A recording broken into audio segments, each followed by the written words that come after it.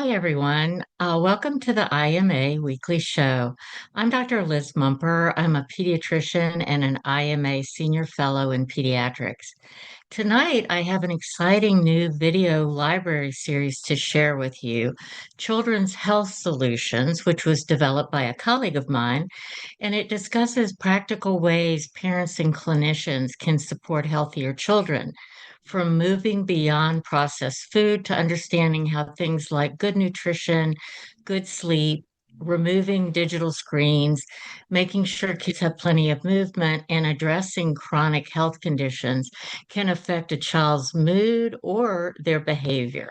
So it's my pleasure to introduce one of my longtime colleagues, Maureen McDonnell, also known as Maura, who is a pediatric holistic registered nurse and a longtime advocate for children's health.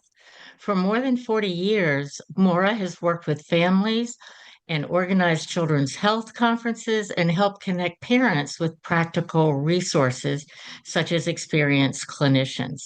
But she has created this incredible new series, the Children Health Solutions series, which is a free educational video library focusing on acute and chronic conditions of childhood. So, Maura, welcome to the show. Thank you, Dr. Mumper. It's great to see you. So, Children's Health Solution is unique and different.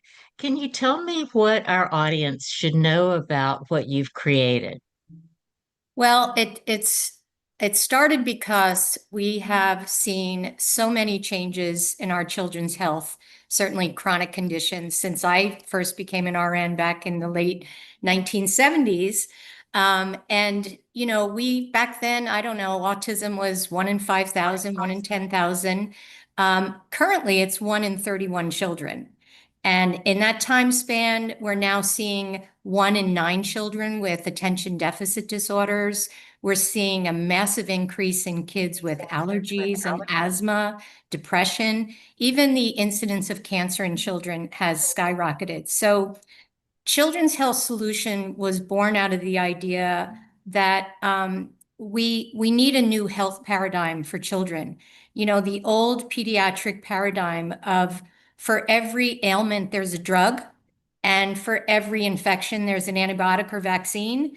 Parents are basically revolting against that because we're not seeing improvement in our children's health using that paradigm. So Children's Health Solution is kind of a bridge from the old paradigm, and we're not excluding acute or emergency care medicine. That's phenomenal. My stepson is an ER doc, and they do great things.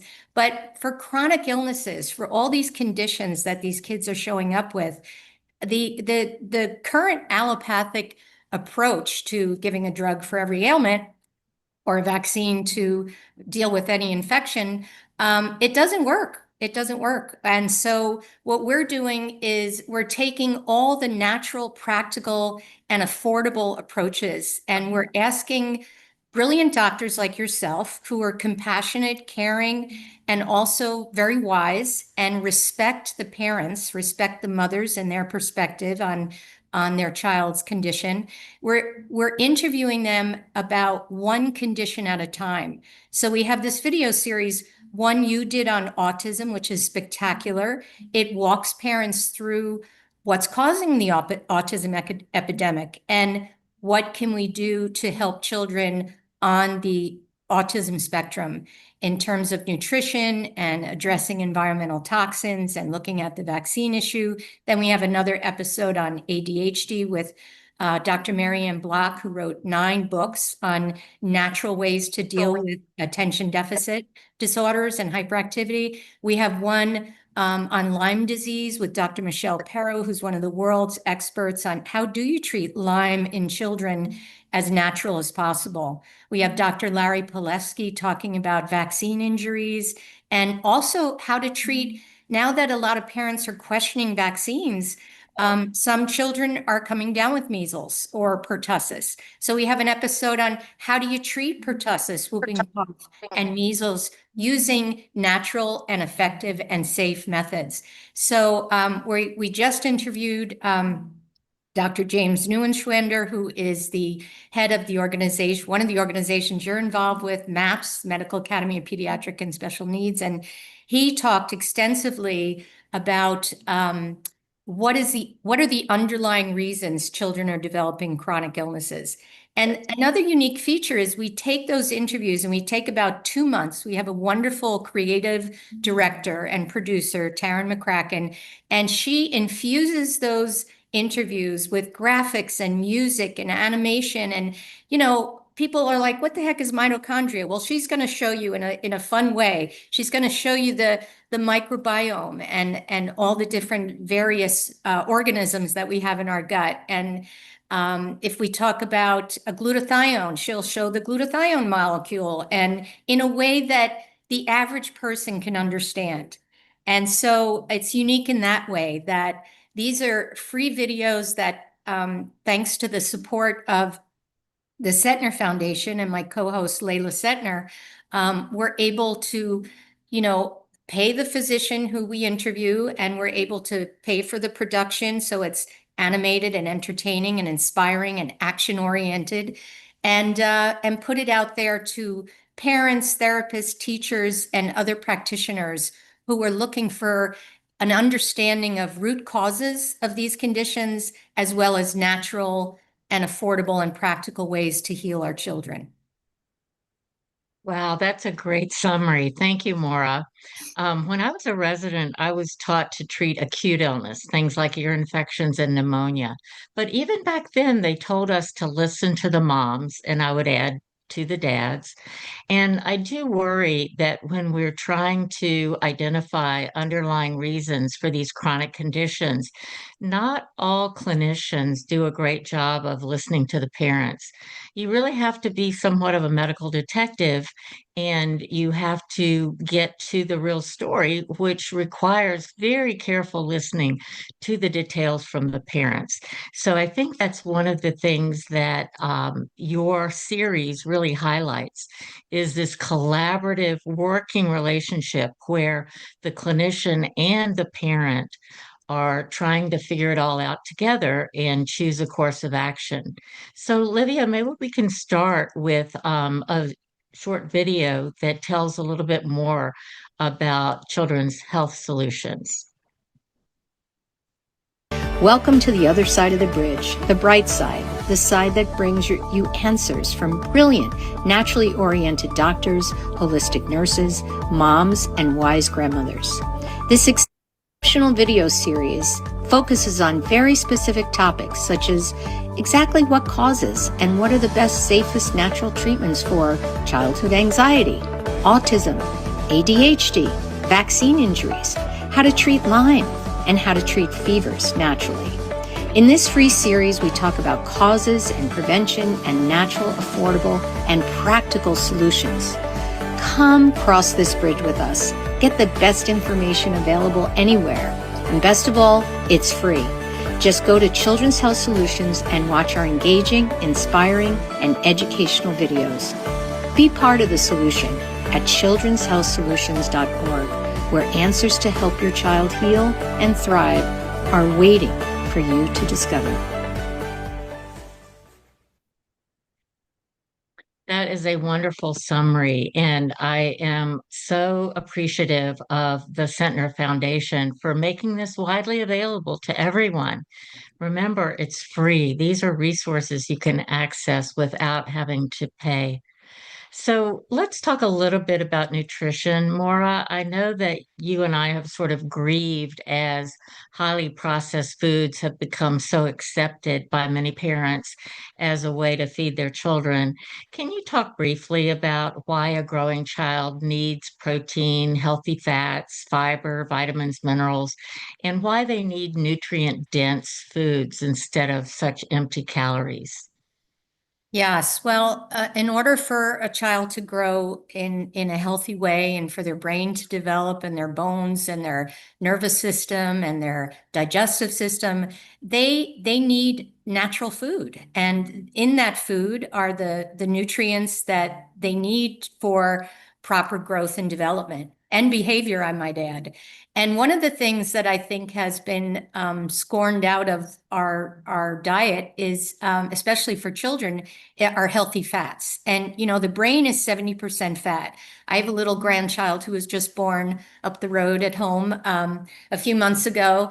And luckily, mom is super knowledgeable about healthy fats. And she said one of the first things she's going to give the child is, you know, a cooked egg yolk and some bone broth. And, you know, these types of things are packed with dense nutrients. And what happens when a child doesn't receive a good variety of foods or they're not absorbing those foods is they don't grow properly. They develop behavioral issues. They develop developmental problems. And so nutrition is a major factor in why we are seeing such a rise in these chronic and acute illnesses in children.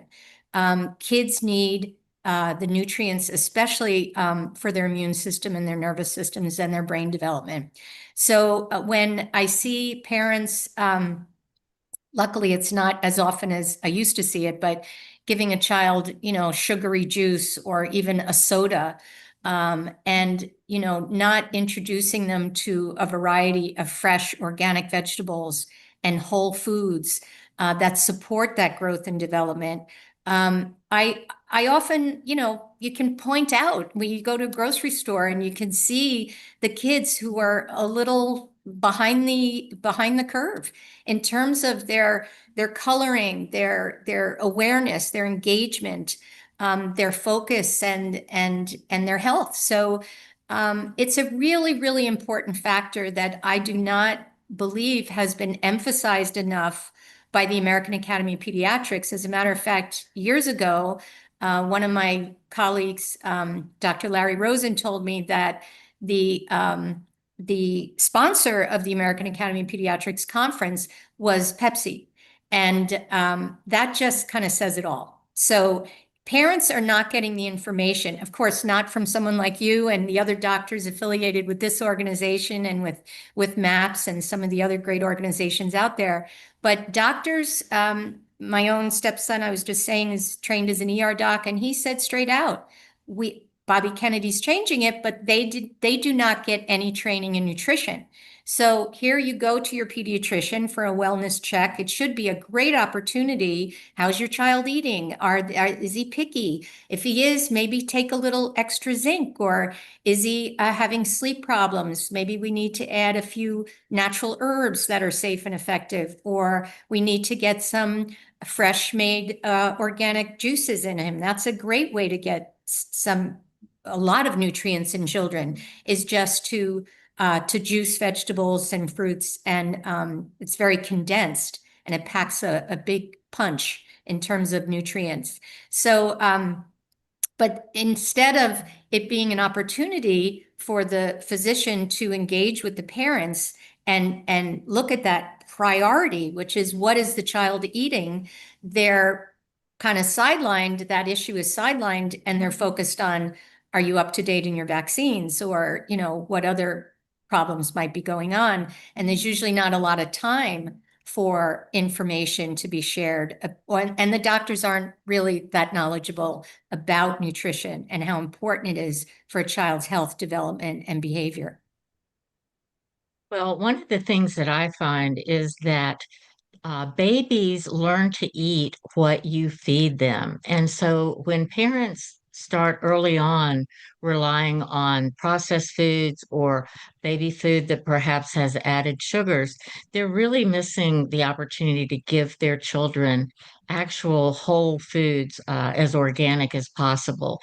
You know, first foods like avocado. And I'm very lucky because one of my granddaughter's favorite food was green beans. The other one, her favorite food was peas. And when you give them whole, fresh, tasty food, that is what they learn to like. You mentioned zinc for picky eaters and herbs for nighttime. Are there other particular nutrients, for example, that you might think about being helpful for the immune system or helpful for anxiety that our listeners might know about? Well, I think the whole food diet is where you start, and just going back to zinc for a minute, our mutual mentor, Dr. Sidney Baker, taught me many years ago about giving a child zinc because so many of these kids, like we could talk all night about healthy food and how important it is, but most of the parents on this call and watching this video will say, "Well, that's great, but my kid will only eat a certain type of hot dog, a certain type of French fry." And a certain type of juice. And what I found in my practice, nutrition practice with Dr. Sidney Baker was my mentor and supervisor, was when we added a little bit of zinc picolinate, like starting about 5 milligrams, and then we bumped it up usually to about 20. It's a very easily absorbed form of zinc, and it brought in their repertoire of foods. I have a binder still from my practice where parents would say, my kid was super picky, and now he's asking for like radicchio or, arugula. And it's like, what? But zinc very much affects the taste buds and how a child smells and also the texture of a food. So if you're deficient in zinc, which you're going to be if you're not eating whole foods, because in nutrient dense soil, if a vegetable grows on an organic farm with nutrient dense soil, it's going to absorb those minerals from the soil and it'll be in the food for us to obtain when we eat them. But if we're eating processed food, if we're eating even canned vegetables or even, baby food, even though it's organic, it's not going to have the nutrient content that going out to the garden and picking your carrots and pureeing them and giving that to the baby is going to have.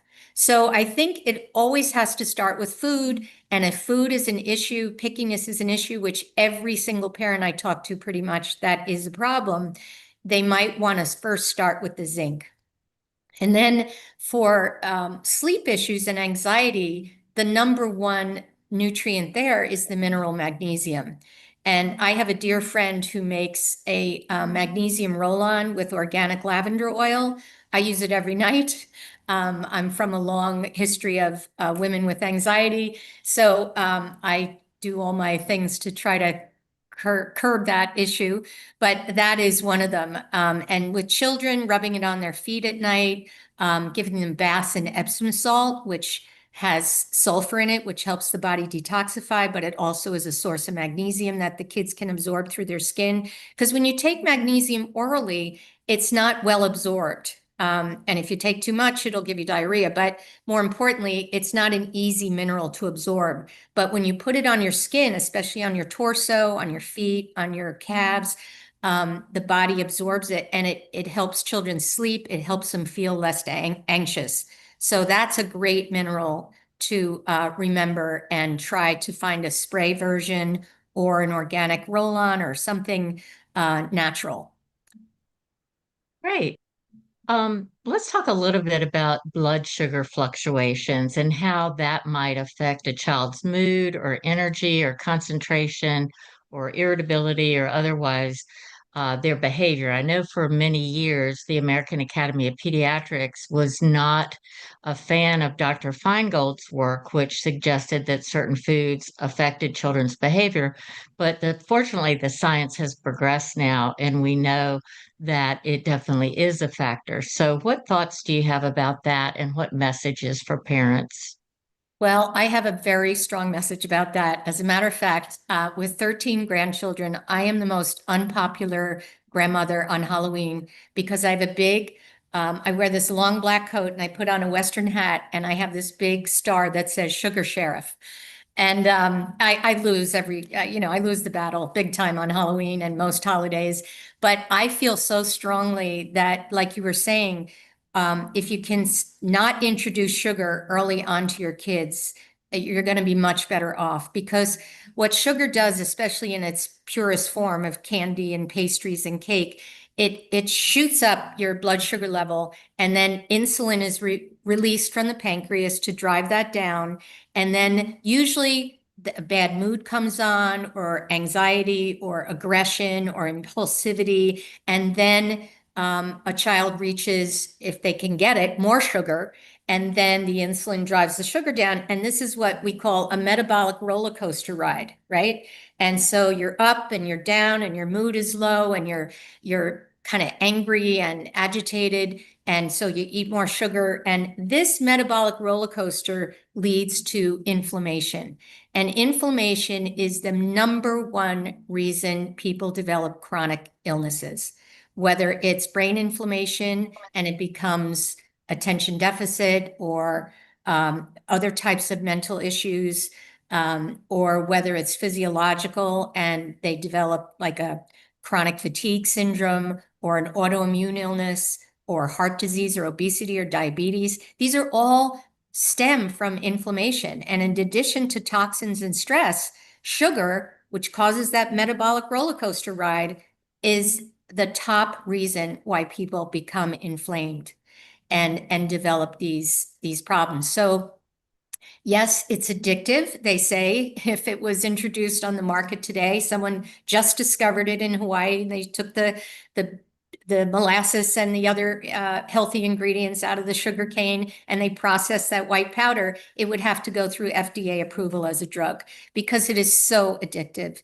And as much as I talk and try to make it a fun conversation, I have all these grandkids who are just not with me, but when they're on their own, they love that sugar. And I tell them someday you're going to come to me, whether it's obesity or diabetes, or God forbid, something more serious, but try to get a handle on it now. We all want to eat that piece of birthday cake or that dessert after a beautiful meal sometimes. But when we do it all the time, all day long, we're snacking on sugar. We're giving our kids sugary treats. I always say if it has more than 4 grams of sugar, which is a little over a teaspoon, then you're giving too much and you're going to shoot that blood sugar level up. One of my grandkids, the 12-year-old, came in a few months ago. We were having dinner and brought I think it was called a Fanta. And I looked on the back of this soda bottle and it was 70 grams of sugar. That's over 25 teaspoons of sugar in this bottle of soda. Now, I'm sorry, that is it's a sad state. And so I think that's a really important thing for parents to monitor and talk about. Not just, you can't have that, you can't do this, you can't have dessert, you're getting too fat, that's horrible, don't go there. But talk about it with the kids. Say, look, these manufacturers, they're trying to make money. And they are putting sugar in the food that you're going after because they want to make more money. So you have to be smarter than them. You have to really honor your body and love your body enough to minimize that sugar intake. So in addition to all the 10,000 chemicals in our food, that's a whole other story. The colorings, the dyes, the preservatives, all the things they put in, flavor enhancers to make that food addictive. For children, especially, the sugar is a big component of that addiction. That was a really good summary. I know one of the first episodes you wanted to do was about anxiety. And in my practice during COVID, literally 3/4 of my adolescents met criteria for an anxiety or depressive disorder. And we want to take that seriously, but the physicians that you have on your series don't typically reach for a prescription pad in order to prescribe Paxil or Zoloft. Can you talk a little bit about what things that are either natural or lifestyle based that can help people cope with anxiety and depression? You've already mentioned magnesium, which is to me like nature's Prozac. But what about lifestyle, exercise, relationships, those kinds of things? Oh yeah. I mean, even just something as simple as grounding and feeling the energy from the earth, going out barefoot and walking in the earth and making sure you're getting enough exposure to sunshine. I'm 100% Irish and I've been warned all my life, don't go out in the sun. You'll get wrinkles as you get older. Well, they're here. That's fine. But my vitamin D level is really high. So that's going to enhance your mood and reduce anxiety. Exercise is so important. Anything that releases endorphins, doing some things that are pleasurable, following your bliss, doing activities that you enjoy. But exercise is really important for getting those endorphins going, and developing strong family and friendship relationships with people. That's going to reduce anxiety. Just talking with people and saying, hey, I've got an issue today. Can you help me out? Can we go for a walk? And with children, especially, I think it's really important that they stay off screen time for a period of time. Another one of the grandkids was just getting so, well, they're all addicted, but this one was tuning out life because of her phone, and her dad just put things on a timer. So she's only allowed a certain amount of screen time a day. And it's already, she comes down here and comes at night. She wants to go pick apples and just do outdoor activities. And she's a runner, so she goes out for runs and more often than she did when she was on the screen all the time. So I think staying off the sugar roller coaster ride, because again, when that blood sugar level drops, that's when the anxiety kicks in. So if you can minimize that blood sugar extremes with protein every few hours, when a child wakes up in the morning and is heading off to school, instead of cereal or pastry or a bagel, having some protein, either eggs or even leftovers from the night before, if you have a hamburger or organic turkey or some kind of protein base to start their day, because protein will raise the blood sugar, but it will raise it slowly. So when they get to school, they're going to be more focused and more attentive. And then every 3 to 4 hours, they need another dose of protein. Because again, when that blood sugar is going up quickly because of bagels, pastries, cake, cookies, then it's going to shoot down quickly, and that's what kicks in the anxiety. And so if you're trying to avoid or eliminate anxiety, you got to stay off that metabolic roller coaster ride. And then things like we're saying, exercise, surrounding yourself with people you love, having discussions with your kids, open discussions about how they're feeling and how certain people make them feel. The bullying and all the things that kids have to deal with. We've all had to deal with that, but it seems like it's escalated in the past few decades. And so those types of things I think will really help with anxiety. For me, as an adult, I found that cutting out, I was having a glass of wine every night, and I'm thinking that that's really going to help minimize anxiety. But in actuality, it was making me more anxious. When the effect of the wine wore off, I would go down into that lower blood sugar level and feel anxious. Now, kids aren't going to have to release the wine, but they might have to get rid of the soda or the straight juices. If you're going to give them juice, dilute it 3/4 of the way with water and a little bit of juice for flavor. But that's not going to spike that blood sugar level and then bring about anxiety. So, but again, I know we said it before, but I can't overemphasize the topical use of magnesium for anxiety. I know that helps tremendously. I agree. One of the things, I'm so glad you brought up screen time, because one of the things that I really worry about is how so many screens impact the ability of children to just have unstructured imaginative play. Right. I really like it when kids are outside in a group and they have to negotiate who's the leader and who's the follower and what rules are they going to make for this game. And the constant changing image on screens conditions kids to expect things to happen very quickly, and it makes them very bored if they don't get this quick fix. And it really is an addiction. So thank you for bringing that to our attention. Now, I want to switch gears a little bit.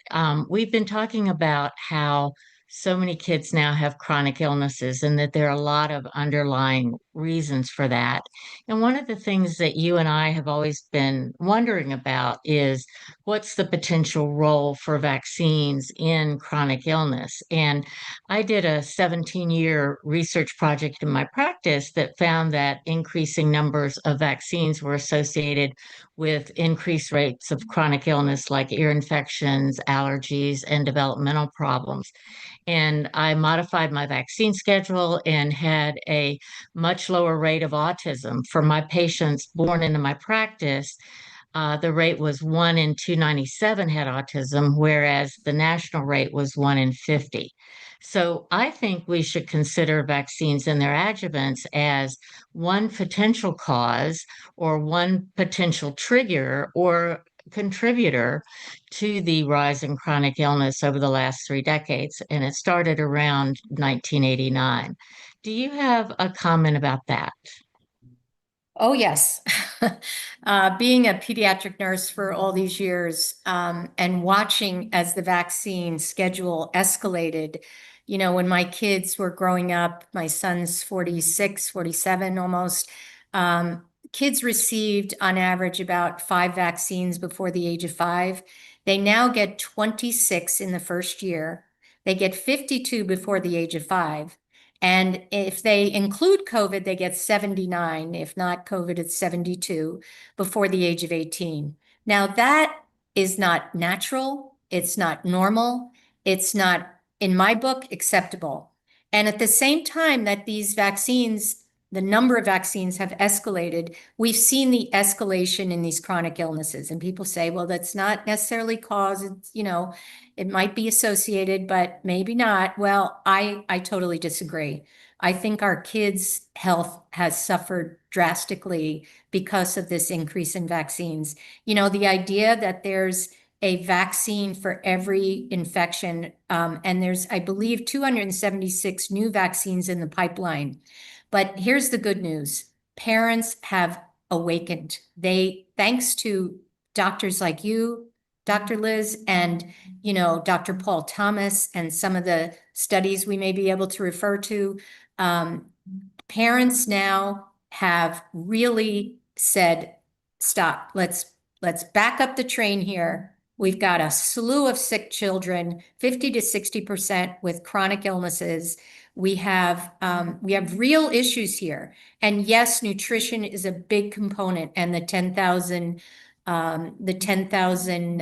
chemicals in the food and the overladen, the massive amounts of sugar, but toxins from pesticides, from glyphosate, from vaccines are so rampant, and so our kids are toxic. And so the nutrition and the toxins have a really big impact. And that little slide that we were just showing, parents are tired of hearing the only answer for their child's ailment, whether it's autoimmune illness, whether it's fatigue, whether it's ADD, whether it's impulsivity, is a drug. They are tired of hearing that. And that is the reason we started the Children's Health Solution Series, because we're bringing forward physicians like yourself and all these wonderful doctors who are so brilliant, but they're also very wise and they have so much common sense. And they're saying to parents, no, there are so many better ways. You have to change their diet. Yes. You have to get rid of the toxins. Yes. You have to maybe limit or eliminate vaccines. Yes. All of those things are very challenging. There's no doubt about it. But we want to get our kids back. We want to get them healthy and thriving again. That's the action plan.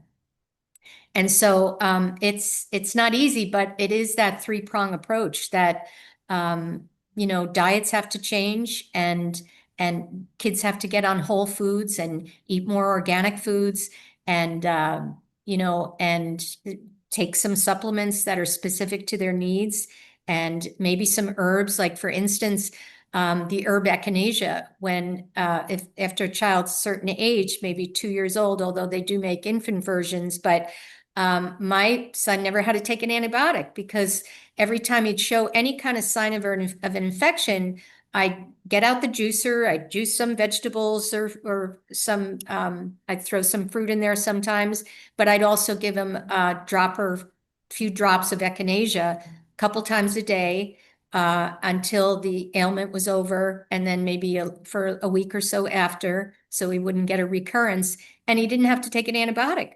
So there are all these wonderful herbs that parents are learning about, and there's so many ways they can learn more. So many courses and things on how to give herbs safely, how to give nutrients safely. But we, in addition to nutrition and proper supplementation, we also have to look at detoxing our kids and, sweating and drinking plenty of filtered, good sources of water, using baths with Epsom salt, and also baking soda. And some people even add a little bentonite clay just to help the body detox more efficiently. Dry brushing, trampolines are great because it stimulates the lymphatic system to clear itself out. Those types of things. And then, if more intense detoxification is needed, I always recommend they see a MAPS doctor, and they can go to medmaps.org and find a physician who's well trained in deeper ways of helping a child detoxify. But we're all loaded with toxins. And, we look at the cancer rates and we look at all the different chronic illnesses. And such a big component of that is our toxic load. So stopping the introduction of toxins into our bodies by using natural personal care products, organic, whatever you put on your skin is in your body or your child's body in 26 seconds. It's in their blood. So you have to, not you have to, there I go preaching again, but it really makes sense for parents to look at the ingredients that they're putting on their skin. Just use, pure coconut oil or pure different types of essential oils, but make sure they're pure. Shampoos, nail polish, those type of things. They make them organic now. So it's a little bit more of a hassle, a little bit more work on the part of the parents. But man, when you start seeing that kid feeling better, moods are less mood swings, you're feeling better, your moods are more stable, your hormones are more stable. You see that it's worth the effort to change. And yeah, it's a tough time right now, but it's also a time of revelations. It's a time of people are really waking up to the natural ways of living, growing their own vegetables and herbs and drinking pure water and staying away from, the chemicals in the foods. So it's an exciting time too. Well, when you were talking about all the different ways the body detoxes, it reminds me of how so many of our parents talk about how their children are so constipated, and being able to eliminate toxins through bowel movements is so important. So, as you're pursuing detoxification strategies, try to make sure that your child is having at least one bowel movement a day. You can do that through what you feed them, how much fiber you give them, and things like magnesium citrate can really help. Now, you mentioned our colleague Paul Thomas, and we have talked a lot about how people who have tried to investigate any relationship between vaccines and chronic illness often end up having their papers retracted. So I was going to ask Livio to get up Dr. Paul Thomas's paper that was done by James Lyons Weiler, our friend Jack. He looked at the relative incidence of office visits and the cumulative rates of diagnoses for giving vaccines, and found out that the kids that were highly vaccinated were the ones that had more of about 13 different pediatric chronic illnesses. And with that paper, there was concern that that would lead to vaccine hesitancy, and it was eventually retracted, not so much with good scientific valid reasons, but because of the findings. Similarly, our colleague Brian Hooker wrote a paper about looking at conflicts of interest in the world of autism and looking at mercury levels in vaccines. And he was arguing for the need for transparency in autism research and the fact that um, there should not be undue influence from pharmaceutical industry that has a conflict of interest if there is a problem revealed with vaccines, like concerns about the amount of mercury or the amount of aluminum. And then most recently, and this has just happened in the last couple of weeks, Neil Z. Miller had a paper where he looked at government statistics. He was looking at the actual CDC information about vaccines and the prevalence of SIDS, or sudden infant death syndrome. And if there were no relationship, you would expect that the cases of SIDS would be evenly distributed throughout the month. But that's not what the data showed. And again, Neil Miller was just pointing out what the data showed. In fact, it showed that there was a much increased prevalence of SIDS the day after a vaccine, the day of a vaccine, and within the first week compared to the rest of the month. And that paper was also retracted. So, for people out there who want to follow the science, it's been a very tough lesson for me to learn that the science is not always as objective as we would like to believe, that there is sort of a unholy alliance between big pharma, for example, or big agriculture with regards to food that prevents us from knowing all the hard truths.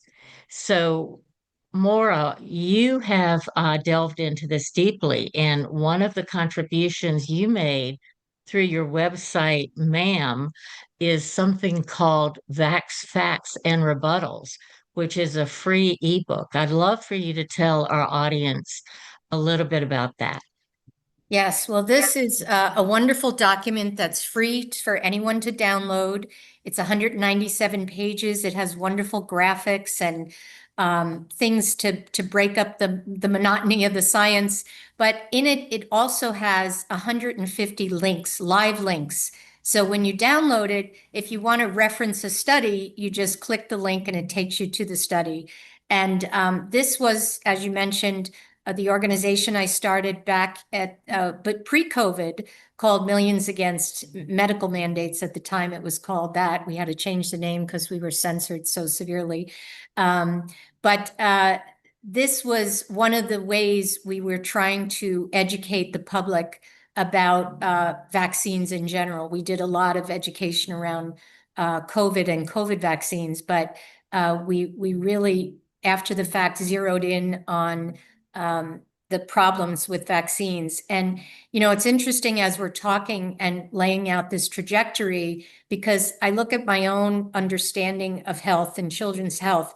You know, it started out with my deep commitment and trying to learn all I could about nutrition back in the 80s and 90s. And I thought, okay, if I get that down, that's it. And then when I became the coordinator of the Defeat Autism Now conferences, and all these brilliant doctors were coming in to talk about the relationship with toxins and what was going on with our children's health. And then Dr. Wakefield stood up there and gave us a good talking to about the role vaccines were playing, most likely. And this is sort of the trajectory that many of us have followed, and it is now this three-prong issue that we have to address if we want our kids again to be healthy and thriving. Is, you know, looking at the nutrition, looking at toxins, and looking at vaccines. And this particular ebook it's just so rich with great information, understandable information, digestible. It's great if you're doing a presentation, if you're in a discussion with someone, if you're in a debate with someone, if you're at a doctor's office and they're pushing, oh no, it's time at their 7-month, you know, checkup. You missed last month, you have to get 5 extra vaccines. Oh no, no, no. No, you have this reference in your back pocket, and you can refer to it. I strongly encourage everyone to just download it. Like I said, it's free. We're going to move it all over to the Children's Health Solutions.org website, but right now you can get it at mamm.org or millionsagainstmandates.org/ebook. And if you have any problem with that, just let me know. We're in the transition, so the website may not work perfectly, but we'll get it to you. Very important, because informed parents are empowered parents, and empowered parents make better decisions. And I think in the past, we've gone to the experts, we've gone to the pediatricians, we've relied on your traditional doctor to tell us what to do, but their training is not yours, Dr. Mumper, and other doctors who associated with this group and others, but their training is based on, what happened with the Flexner report 100 years ago, and J.D. Rockefeller said to Flexner, hey, go out and see what's going on in the world of naturopathic medicine and herbalists, and he came back with this report that said they're all quacks. And because J.D. Rockefeller was so wealthy, basically, if you wanted any funding from the government or from Rockefeller for your School of Public Health, for your medical school, for your nursing school, for your hospital, you had to eliminate all that information. You had to remove those from your coursework. You could not study your herbs, midwifery, naturopathic, nutrition were all deemed quackery. So the last 100 years, we've been in a model of medicine that is missing a whole bunch of tools. And people are finally, they say this is the time of revelations, whether it's E.T.'s or Steven Spielberg's new Disclosure movie, or whether it's this type of information is being now revealed, that this stuff has been hidden from us for many, many years, and that's got to stop. Our kids are too valuable, and they're too sick right now, and they need us to remove the veil and get the information we need to get them healthy again. So let's talk about that. Parents often find that it's hard to change. Our friend Sid Baker always says it's easier to change a person's religion than it is to get them to change their diet. We have to look at making progress, not necessarily everybody being perfect. And I think it's really important that the parents model the behavior they want the child to have. It's not fair for the child to eat healthy and then watch the dad having donuts. So, can you talk a little bit about what changes in nutrition and lifestyle give a really great benefit, but not necessarily very expensive, and some sort of realistic nursing counseling hints for how families can maybe cook with their children or get children to participate in shopping so that they are invested in the meals that the family is having? Yeah, I think what I did with my kids way back when was we joined a CSA, a community sponsored agriculture, where the farmer only grows as many vegetables as people who join. And so there's a real community feel. You go there every week and you either pick your vegetables out in the field or you pick up your box of veggies that they've picked for you. And it really connects the children to the land and to the benefit of good, healthy, organically grown vegetables. And then also we belong to a co-op. So the kids would be involved in scooping out the organic brown rice into bags and chopping the cheeses and putting the teas and the herbs and spices in the containers. And we saved money, but at the same time, we got involved as a family in this co-op. So many people form that type of a thing, or there are local co-ops that you can get a price decrease, but you have to you have to be involved. So I always brought the kids. And then just talking to your children, like I was saying earlier, if there's a commercial for a sugary food or some type of drug or whatever, talk to the kids about it. Look at what the propaganda they're putting out there, and you be smarter than them. Look at what they're trying to sell you, and look at what it's going to do to your body, and talk about it, and get feedback from them. And also at meal times, it sounds corny, but it's really important to sit down with your kids at a meal, and talk about the day. And it's a good time to talk about food because it's there before you. And also another factor that really works great is it's a little bit on the negative side, but if a child does go to a birthday party and gorges out on sugar or artificial colored food or whatever, and they have a headache or their stomach's bothering them, yeah, give them a peppermint leaf to chew on, but also there's an opportunity to say, look, honey, I love you, but yesterday when you went to that party, you gorged out on these foods, and that's why you feel so horrible. Or a neighbor just came by and he'd been 3 times, 3 days in a row in a chlorinated pool, and he had a massive headache. And so his mom talked to him about the chemical chlorine in these pools and how he could take some things to detoxify, like taurine. And but what you were saying before earlier, Liz, is so important, and not to bring up at the dinner table, but to bring up when it's appropriate. It's so important for kids to be eliminating properly and to have enough fiber in their diet and enough water every day, and good solid organic vegetables. So they are having 1 to 2 bowel movements a day. Because you can take all the vitamins you want, you can eat all the good food you want, but if you're not eliminating those toxins, your body's just reabsorbing them, and you're not getting rid of them.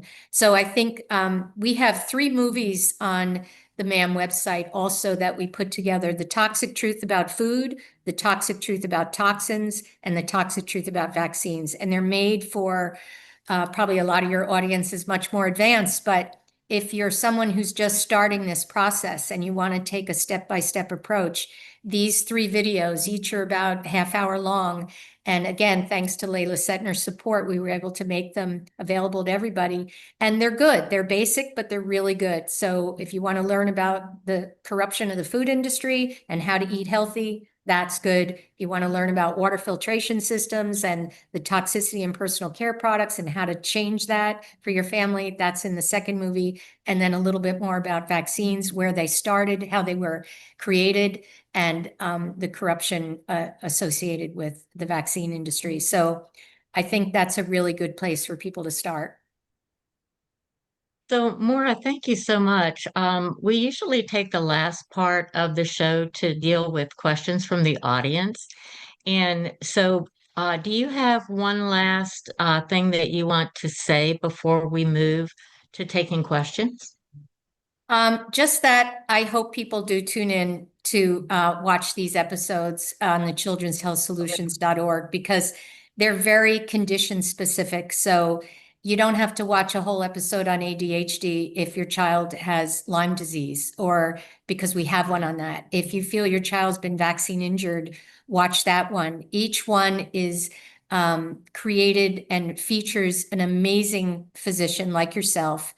And we really create a step-by-step how to prevent these conditions. If the child has the problem, what are the action steps? What are the nutrients? What are the dietary changes? How to detox?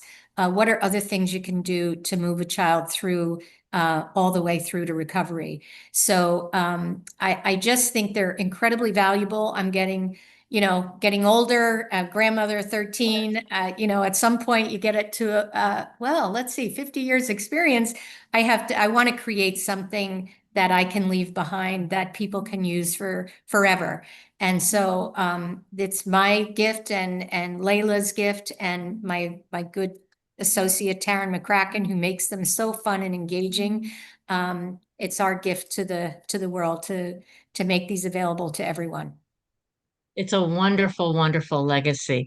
And Maura, we have over 100 questions, and people are Wow. asking things like making sure that they know the link to get to those three movies that you mentioned and making sure that they know the links. I'll make sure that IMA makes that available in the show notes or on the website so that you'll have that. Kelly, do you want to do some questions now?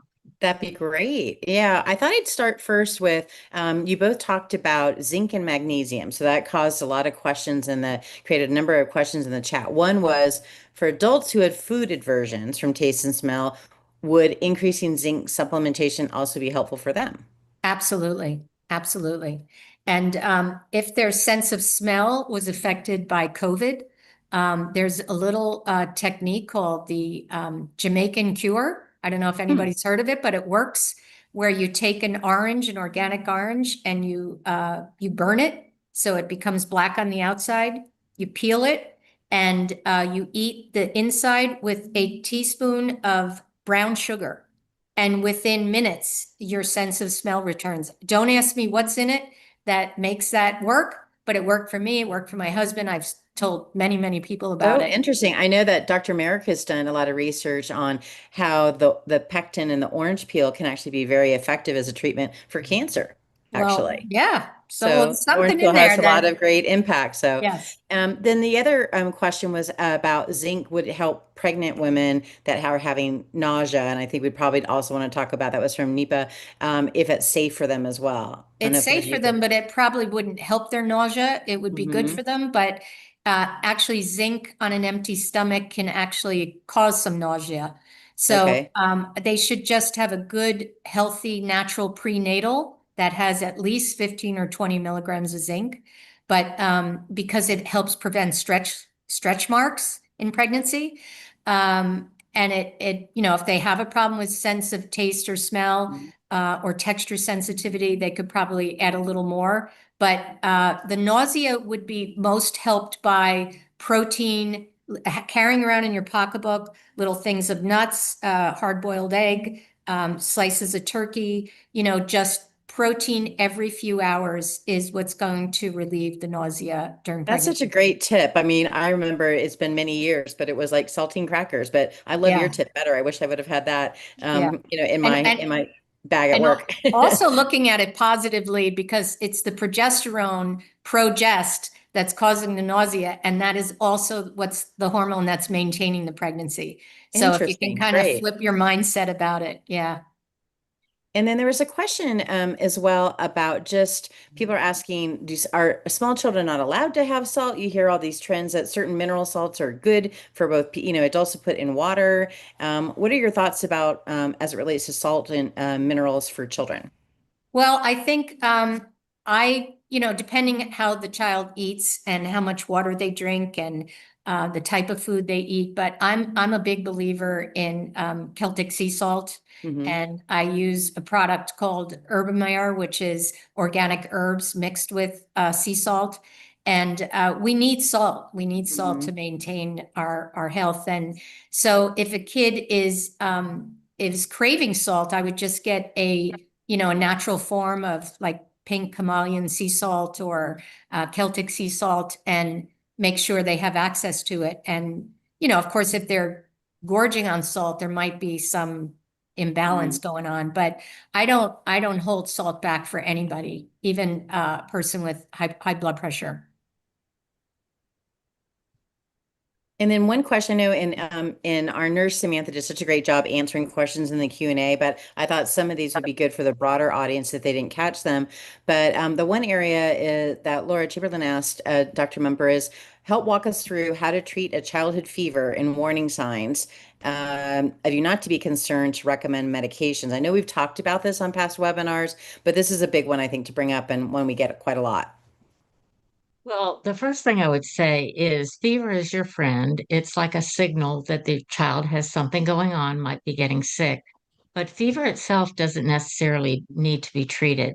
We have raised a generation of people that think you have to treat even small increases in fever. But the reality is that viruses and other illnesses are managed better at a slightly higher body temperature. So try to flip your mind and think about how fever is actually an adaptive response. Now, it is true that if fevers are high or last many hours, the child might either get dehydrated from breathing fast, which happens with fever, or they might have a seizure, a febrile seizure, with very high temperatures that are rising very fast. So I tend not to treat low-grade fevers, but once fevers are over 102 and a half Yeah. to 104, it may be worth treating them. Now, if I would rather have a child with 104 fever who was running around and playing. I'm not worried about that child having something dreadful versus a child with a low-grade fever who's lethargic and can't pay attention or respond to me. So it's not the number on the thermometer, it's the global picture of how the child is acting that you need to pay attention to. And I think we overuse acetaminophen, which is Mhm. Tylenol, and ibuprofen, which is Motrin.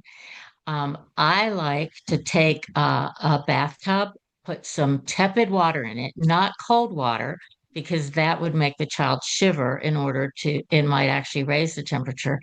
But tepid water, and then you squeeze the water down over the shoulders with a cup or a wet washcloth, and that will take fevers down in a very natural way. So do not overtreat fever. Look at what it's trying to tell you. That would be my biggest message. That's great. Well, any last parting words of wisdom from either you, Dr. Mumper or Maureen, that you would want to close with tonight? I just Just, like oh, to go ahead, Liz. say, if I could say that, rarely do we have such entertaining webinars or videos for parents as they have created with Children's Health Solution. Taryn has gone in and put in little cartoon characters and graphics so that it's entertaining. We all Mhm. realize that people's attention spans aren't as long as they used to be because of the technological world that we live in. And this series is very, very watchable. So I applaud the people behind this series, and I'm glad we had the chance to present it to our audience. We are emphasizing pediatrics this year. We're trying to give you more and more resources, and this is an excellent one that we get to essentially share from Maura and her colleagues. More, anything else you want to close with? We really appreciate all the Yes. great discussion and tips tonight. Thank you. It was a pleasure. Well, I did mention I'm 100% Irish, so I don't Mhm. want to overuse the guilt card, but I just want to say to people that we really owe it to others to share this information. You know, Mhm. once we get this information, we really have to share it. So if you go to either Facebook, Instagram, or X, we're on all those. We're pretty new. So if you wouldn't mind sharing the information we post, which is actually just trying to get people to go to the website and view these videos, or just tell them to go to the website. But in any case, our goal, you know, they've already been viewed by thousands of people, but honestly, my goal is to get this in the hands of millions of people. I want millions of Great. parents, therapists, and other practitioners to have access to this, because this isn't just me talking. These are incredibly brilliant doctors, and it's Layla adds her information. She's an incredible educator and wellness guru, and then we have, you know, other people join us, other moms, and it's really a collaborative effort that I really think is perfect for this time as people are waking up to this information, because we're not telling them, you know, do it this way and do it this way. We're having discussions, and I think we're that's what's learning. so empowering. I think for something that has been a big mission of ours is patient education and certainly parent education. And that's really what Liz has done such a great job of focusing on in her fellowship with IMA and all the resources she's helped us create. And we'll definitely help. I know the team is putting all the links in the chat for people to follow. We'll make sure to put those on the summary that we create of the video as well. So it's always there for people to access. And I think it's something that we can add to our arsenal, so to speak. I was just going to talk about the work that we're doing on a new hub. We're going to pull together all the parent and childhood content in one single place on our website for IMA. Well, So anything thank we you have is tonight. yours. Anything Okay, we have we is appreciate yours. it. And Yes, same being said, if you want to link to our hub, I'll make sure I share the information with you all. So great. thank you both for tonight. I'm going to go ahead and quickly get into some of our closing announcements, and stay tuned. We've got a video from Dr. Verone, who's going to talk about the new edition of our independent medical journal that's launching officially today, just for you all. Tomorrow it'll be more public. So thank you both. Thank you, ladies. Thank you.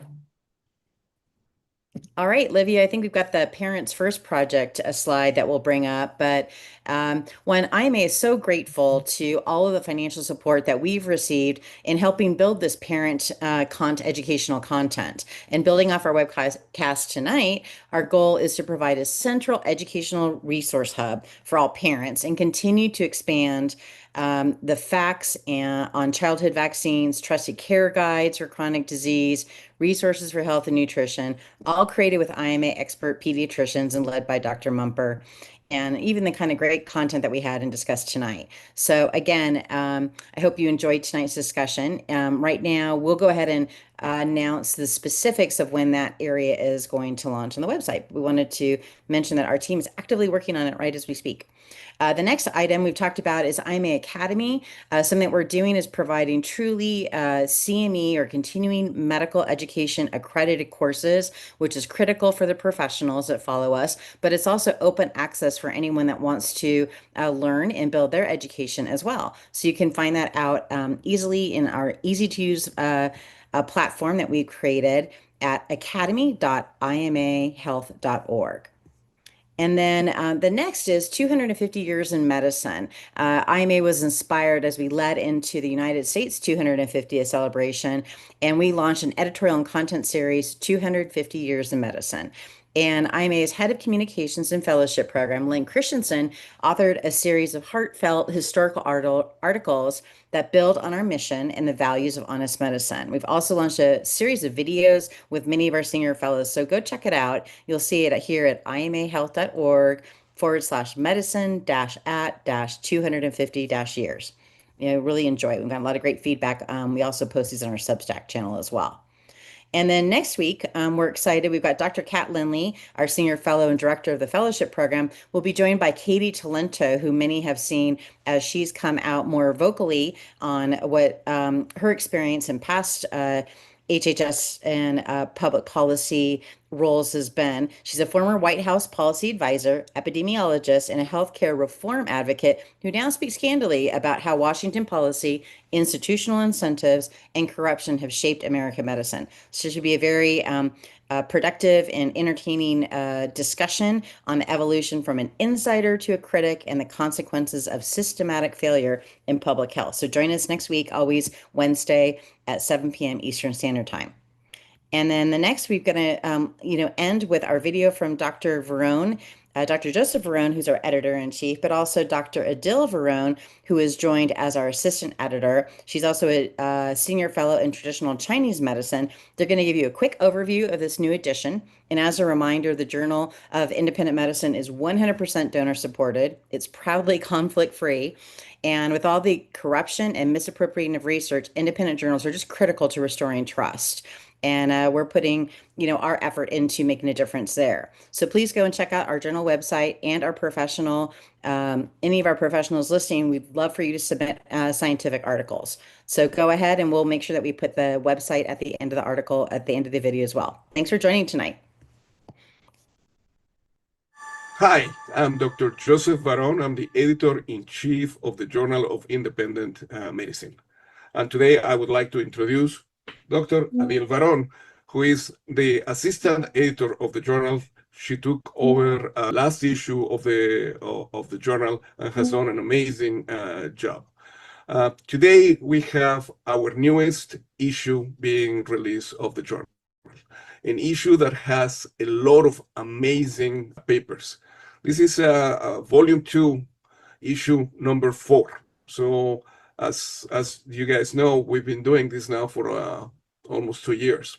In our newest issue, we have several papers that are particularly important. The first one has to do mostly with a man that was a good friend of the IMA. Christensen honors one of our most close contributors in our freedom fight.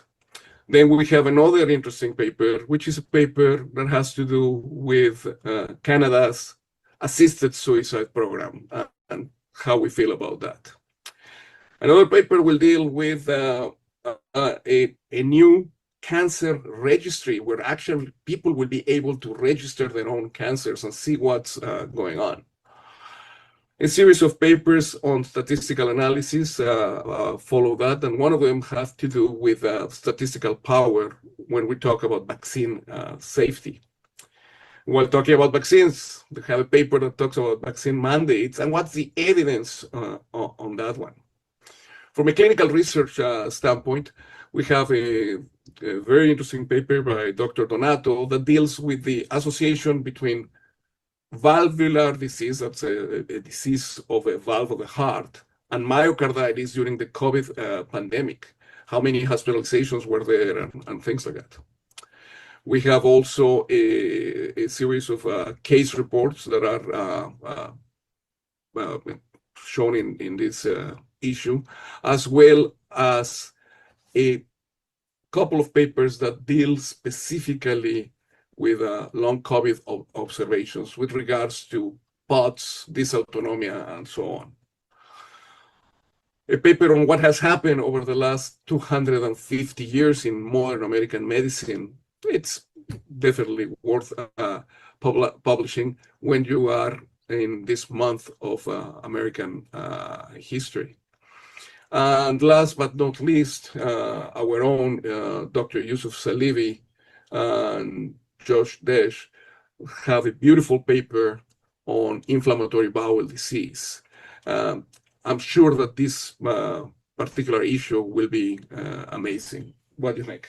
I agree. Even the correspondence between the authors has been really enlightening and has been, I'm honored to be in this position because I get to correspond with the authors and get a little bit more information about them, get to know what they do and the organizations that they're related with. So I'm very hopeful to see the influence and the commentary back once this journal is released. And I'm actually very honored that Adil has been working with me and has done an amazing job. The last two issues really are showing how good of a journal we have. And also great authors. Yeah, I mean, the authors are amazing. I mean, it's unreal.